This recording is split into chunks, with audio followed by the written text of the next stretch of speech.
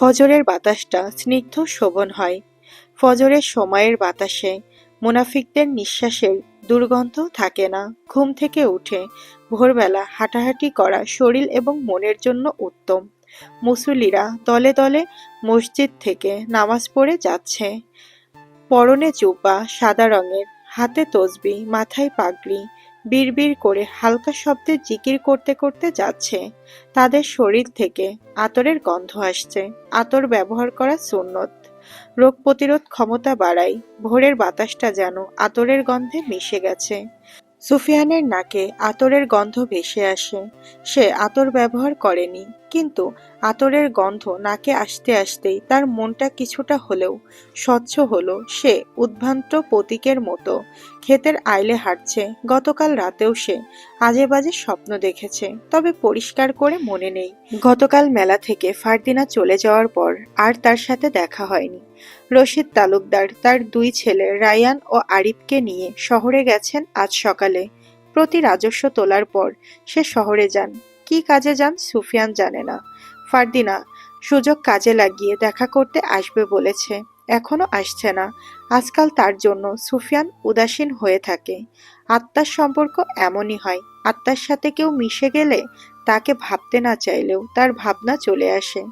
তাই হয়তো ব্রিটিশ লেখক জর্জ এলিয়ট তার গ্রন্থে বলেছেন, দুই মানুষের আত্মার চেয়ে বড় কি হতে পারে যদি তারা জীবনের জন্য একত্রিত হয়। সব কাজের মধ্যে একে অপরকে শক্তি দেওয়া, সব দুঃখে একে অপরের ওপর নির্ভর করা, সব কষ্টে একে অপরের সহায়তা করা, শেষ বিদায়ের মুহূর্তে নীরব ও অমোঘ স্মৃতিতে এক হওয়া। জর্জ এলিয়ট প্রথম গ্রন্থের প্রধান চরিত্রে ছিল ডেরোথিয়া ব্রক, যিনি ছিলেন ভালোবাসার পাগল। নারী হয়েও সে ভালোবাসার মানুষটির জন্য পথে পথে হেঁটেছে পাগলের মতো। আজ সুফিয়ান হাঁটছে, তবে সে পুরুষ। পুরুষেরা ভালোবেসে বেশি পাগল হয়। পুরুষের দেহ শক্তিশালী, কিন্তু দেহের ভেতরে থাকা 12 সেন্টিমিটারের হৃদয়টা যে দুর্বল, শুধু একজনকে ঘিরে, ফারদিনা। কাল আজমাত ফারদিনার হাসির প্রশংসা করেছিল।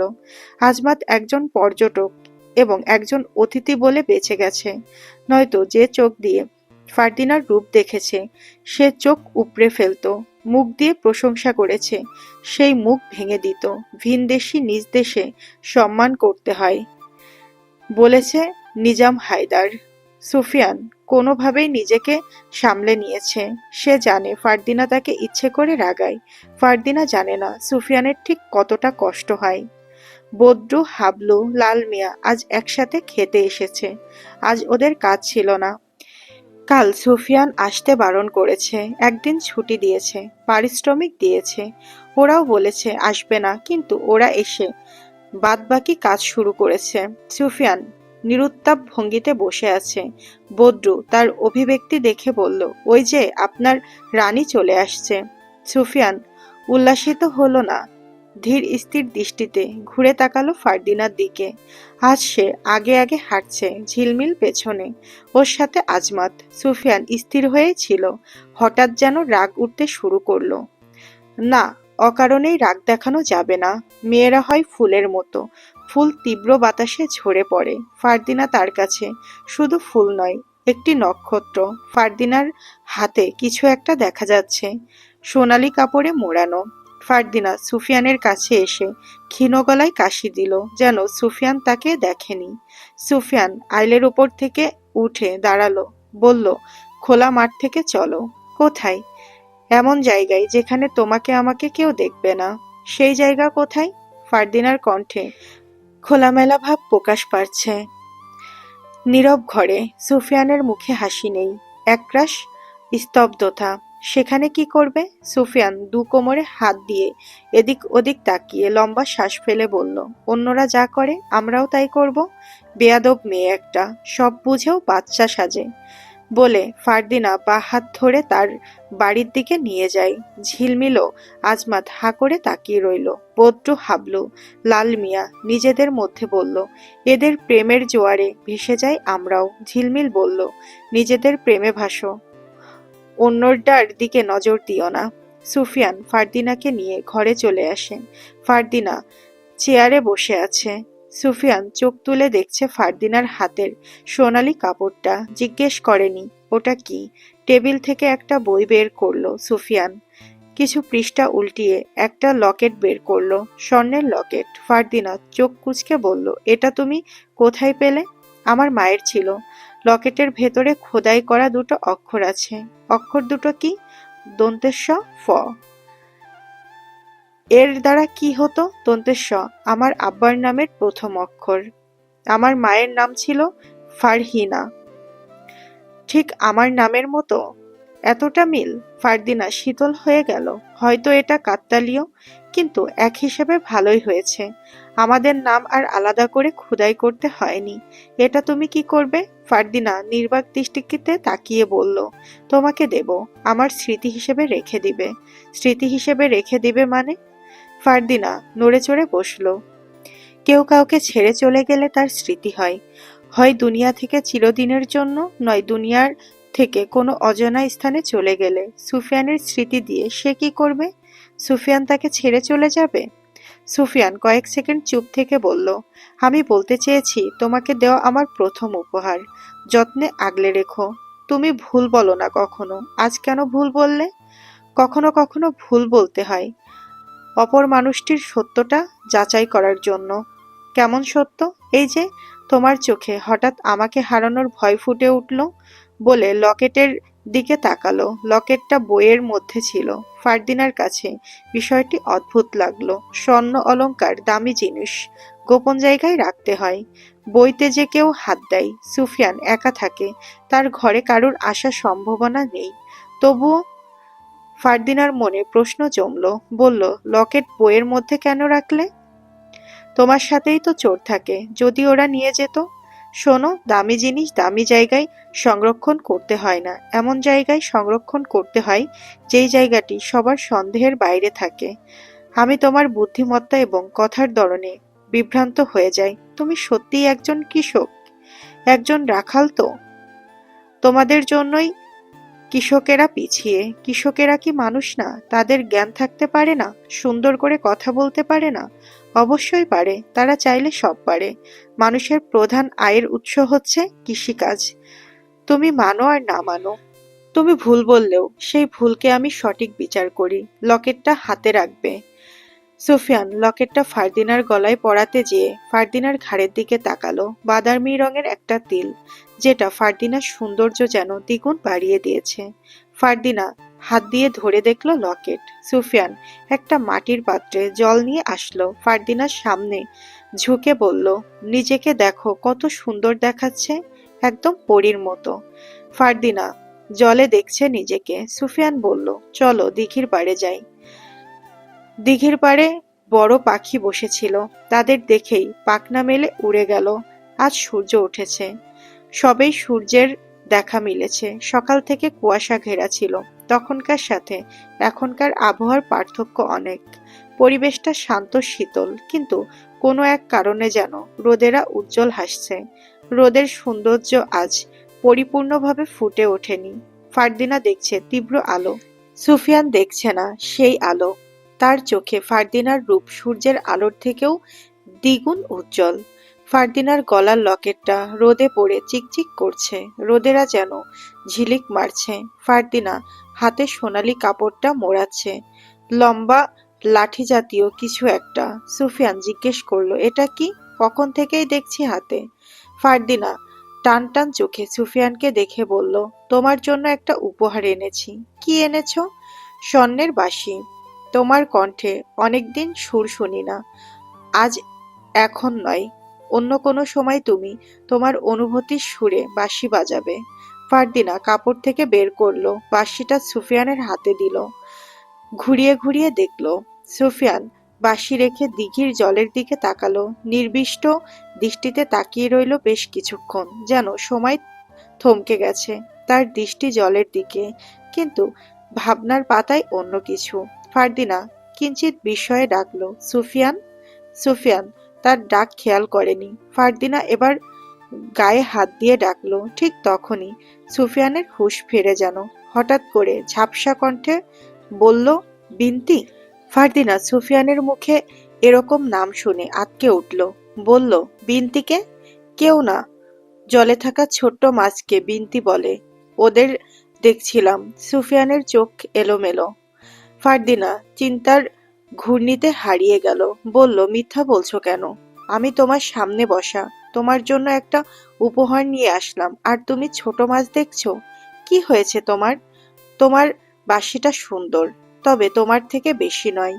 মানুষ ভাবনার জগতে তখনই যায় কখন বর্তমান মুহূর্তের সাথে অতীতের স্মৃতি জড়িয়ে থাকে।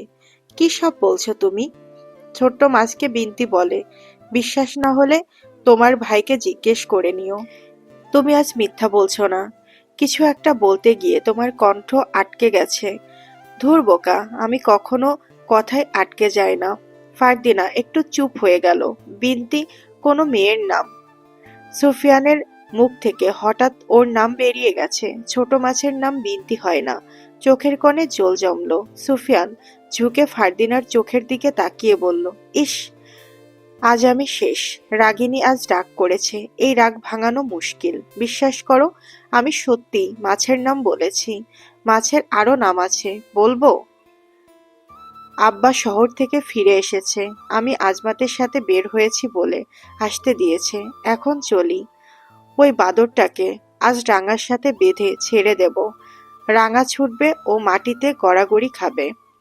তোমার কোনো অধিকার নেই আজমাতকে কিছু বলার। দ্বিতীয়বার আমি আর তোমার সাথে কথা বলবো না। দেখাও করতে আসবো না। কথা বলতে পারছে না ফারদিনা। রাগে গলা থরথর করছিল যেন। বাকি কথা গিলে হনহন করে উঠে চলে যেতে চাইল। সুফিয়ান দাঁড় করিয়ে বলল, শুধু শুধু আমার উপর রাগ করে এভাবে চলে যেও না। তুমি তোমার বিন্তিকে নিয়ে থাকো। আমি আজমাতের সাথে এখন থেকে কথা বলবো। রাতেও তার সাথে মিশবো। তার ঘরে যাব। দরকার হয় বিয়ে করে বিদেশ চলে যাব। তবু আর তোমার কাছে আসছি না। সুফিয়ান রাগে চোখ লাল করে ফেলল। ফারদিনা চলে যাচ্ছে। সুফিয়ান তীর্যক কণ্ঠে চেঁচিয়ে বলল, তুমি না আসলে তোমার বাড়ি গিয়ে তোমার সাথে কথা বলবো। ফারদিনা ঘুরে ঘুরে তাকালো না। সুফিয়ানের কানের কাছে ফারদিনার বলা শেষ কথাগুলো ভাসছে। আজমাতের সাথে মিশবো, তার ঘরে যাব, বিয়ে করে চলে যাব। সুফিয়ানের রাগ হচ্ছে, প্রচন্ড রাগ হচ্ছে। রাগ দমন করার জন্য সিগারেট বের করলো। সিগারেটটা ঘুরিয়ে ঘুরিয়ে দেখে আবার ফেলে দিল। কেউ যখন মাত্রা অতিরিক্ত রেগে যায় তখন হৃদস্পন্দন দ্রুত হয়, রক্তচাপ বেড়ে যায়, রক্তে অ্যাডেনালিন ও কর্টিসল বৃদ্ধি পায়। এতে শরীর যুদ্ধের মতো প্রস্তুত হয়ে যায়। সুফিয়ান রাগ প্রয়োগ করার মতো কিছু পেল না। ফারদিনা চলে গেছে। এখন রাগ দেখিয়েও কিছু হবে না। নিয়ন্ত্রণ করছে নিজেকে। মাথা পেছনের দিকে ঝুঁকে সূর্য বরাবর তাকালো। সূর্যের রশ্মি সরাসরি তার মুখে পড়ছে। তাপ সহ্য হচ্ছে। সূর্যের তাপের থেকে ফারদিনার শেষ কথাগুলো বেশি তিক্ত ছিল। আশেপাশে তাকালো স্থির চোখে। হাতে বাঁশিটা দেখলো। আলতো করে স্পর্শ করলো, যেন এটি স্বর্ণের নয়, তুলার তৈরি। সন্ধ্যার সময় কুদ্দুস রান্নাঘরে খুঁটিনাটি কাজ করছে। আজ সারাদিন ভেবেছে ফারদিনাকে কিভাবে পাওয়া যায়।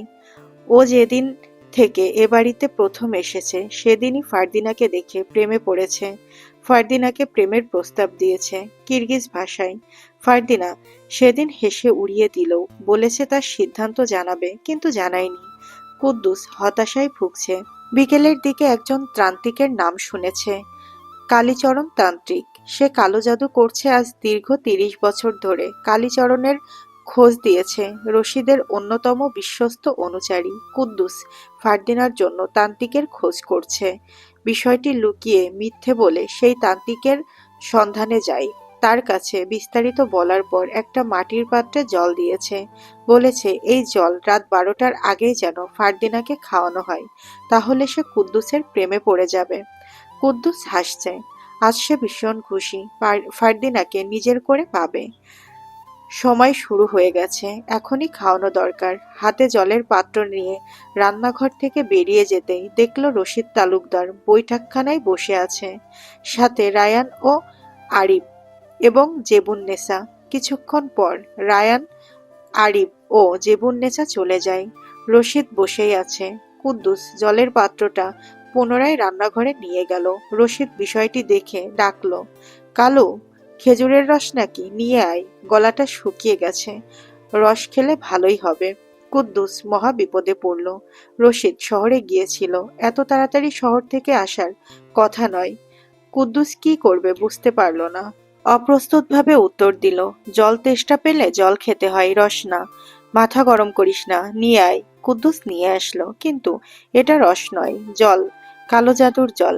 এই জল কিছুতেই খেতে দেওয়া যাবে না। প্রসঙ্গ বদলে কোনোভাবে এখান থেকে ছুটে পালাতে হবে, সোজা ফারদিনার কাছে। কুদ্দুস বলল, আপনার না শহরে যাওয়ার কথা? মাঝপথে গিয়ে ভাবলাম আজ না গেলেও চলবে, পরে একদিন যাব। কেন? আমি আসাতে বুঝি তুই খুশি হসনি? আপনার বাড়ি, আপনি আসবেন, আমার ভালো লাগা না লাগাতে কি আসে যায়? বকবক না করে রস দে। এটা রস না, তাহলে কি? কুদ্দুস এখন কি করবে? রশিদের থেকে এত সহজে পালাতে পারবে বলে মনে হয় না। রশিদ ছড়ি পাত্রে ঢুকে বলল, কি হলো? কি আছে এটাতে? এমন ভাবে ধরে রেখেছিস যেন তোর প্রাণ লুকিয়ে রেখেছিস। তেমনই। দে দে, জলদি দে। তোর সাথে ঝগড়া করার আমার কোনো ইচ্ছা নেই। রসটা দে, খেয়ে ঘুম দিতে হবে। রস খেলে ঘুম হয় জানিস তো? না, সবে জানলাম। আমি রস দেব না, আমার খাওয়ার জন্য এনেছি। পাত্রটা আমার কাছে দে। তুই হা কর, আমি ঢেলে দেই। তুই এক চুমুক খা, বাকিটা আমি খাবো। না, কিছুতেই দেওয়া যাবে না।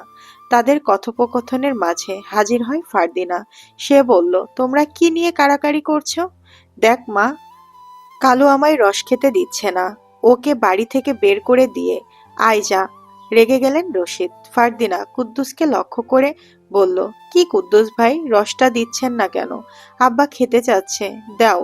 বলে ফারদিনা কুদ্দুসের হাত থেকে জলের পাত্রটা নিয়ে রশিদের হাতে দেয়। কুদ্দুস ভয়ে নিজের হাত নিজেই কামড়াতে শুরু করলো। ফারদিনা অতিথিশালার দিকে চলে যায়। রশিদ রস বুঝে জল খেয়ে বলল, হতচ্ছাড়া, এটা তো জল। এতক্ষণ আমার সাথে মশকরা করেছিস? কুদ্দুস কিছু না বলে নিজের ঘরে দৌড়ে চলে যায়। দরজাটা কপাট করে বন্ধ করে দিল। বিছানায় ধপ করে বসে পড়ে আজ ওর অবস্থার দফা রফা হয়ে যাবে। তান্ত্রিক কালীচরণ বলেছে এই জল যে খাবে সে সাথে সাথে ওর জন্য বশ হয়ে যাবে, ওর প্রেমে হাবুডুবু খাবে।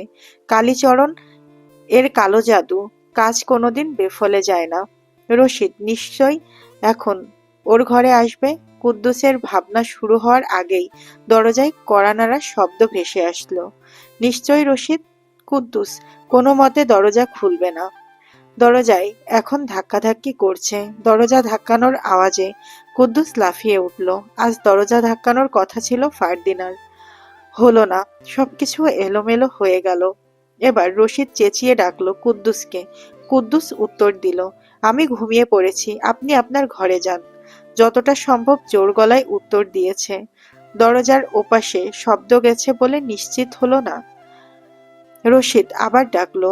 কুদ্দুস ধীর পায়ে হেঁটে দরজার দিকে গেল। মুখে একটা গামছা চেপে ধরলো। রশিদকে কোনোভাবে মানানোর চেষ্টা করতে হবে। মনে মনে প্রার্থনা করে দরজা খুলে দিল। রশিদ নরম গলায় বলল, তোর এতক্ষণ লাগলো কেন দরজা খুলতে? আপনি আমার ঘরে কেন? আজ আমি তোর সাথে ঘুমাবো, সর। বলে কুদ্দুসের খাটের উপর বসে কুদ্দুসের চোখে মুখে ভেজা ভাব এনে বলল, আমার সাথে কেন ঘুমাবেন? তোকে আমি সারাদিন বকাঝকা করি, আজ থেকে আর বকাঝকা করব না। তাছাড়া এতদিন তোর ভালোবাসা আমি বুঝতে পারিনি। কুদ্দুস রশিদের সামনে গিয়ে বলল, আমায় বকেন মারেন, বেশি বেশি কথা শোনান, তবুও আমার ঘর থেকে যান। তুই আমার সাথে এরকমটা করিস না। আজ আজ আমি তোর সাথেই থাকবো। কুদ্দুস কাঁদো কাঁদো গলায় বলল, ইয়া আল্লাহ, এ কি বলে? আমি এখন কি করব, কই যাব? রশিদ ঠান্ডা গলায় ছড়ি ওর দাড়িতে ঠুকে বলল, তোর কি আমাকে পছন্দ হয় না? আমার অর্থ সম্পত্তি, কোনো কিছুর অভাব নেই। কি নেই আমার? সব আছে। কি চাই তোর বল? কুদ্দুস মেঝেতে বসে পড়ে কপাল চাপড়াতে চাপড়াতে বলল, এ আমি কি করলাম? এখন আমি কোথায় যাব? আপনি দয়া করে আমার ঘর থেকে যান। কেউ আপনাকে এই অবস্থায় দেখলে হাসাহাসি করবে। রশিদ কুদ্দুসের সামনে হাঁটু গেড়ে বসে বলল, তুই চাস আমি চলে যাই? আমি গেলে তুই সত্যিই খুশি হবি? জলদি যান। আর আমি দেখতেছি কি করে আমার বশ কাটানো যায়। এটা মনের মিল গালু, বশ না। আপনার ছেলেরা দেখবে, হাসবে। আপনার ঘরে যান। তোর ঘরে থাকলে সমস্যা, তাই না? তুই আমার ঘরে চলে যা, বেশ মজা হবে। কুদ্দুস বসা থেকে শুয়ে পড়ল মেঝেতে। কান্না করতে করতে বলল, আমি আর কোনোদিন তান্ত্রিকের কাছে যাব না। আল্লাহ, এবার আমায় মাফ করে দাও। রশিদ বলল, চুপ, কাঁদিস না। আমি আগে যাচ্ছি, তুই পরে আয়। রশিদ যেতে যেতে কয়েকবার পেছন ঘুরে কুদ্দুসকে দেখল। কুদ্দুস মনে মনে স্বীকার করল, এবারের মতন বেঁচে গেছে, কিন্তু যত দ্রুত সম্ভব বশ কাটাতে হবে। রশিদ গুনগুন করে গান গাইতে গাইতে সিঁড়ি বেয়ে উপরে উঠছে। চাঁদের আলোয় তোর মুখ জ্বলে, হৃদয় আমার শুধু তোরে ডাকে। বাতাসে ভেসে আসে নাম তোর, প্রেমের সুরে মন খুশিতে নাচে। জেবুন্নেসা রশিদের সামনে বেশ হন্তদন্ত হয়ে ছুটে এলো। রশিদ দাঁড়িয়ে গেল। জেবুন্নেসা ফিসফিস করে বলল, ভাই, শুনেছিস? গতকাল মেলা থেকে 15টা বাচ্চা গায়েব হয়ে গেছে।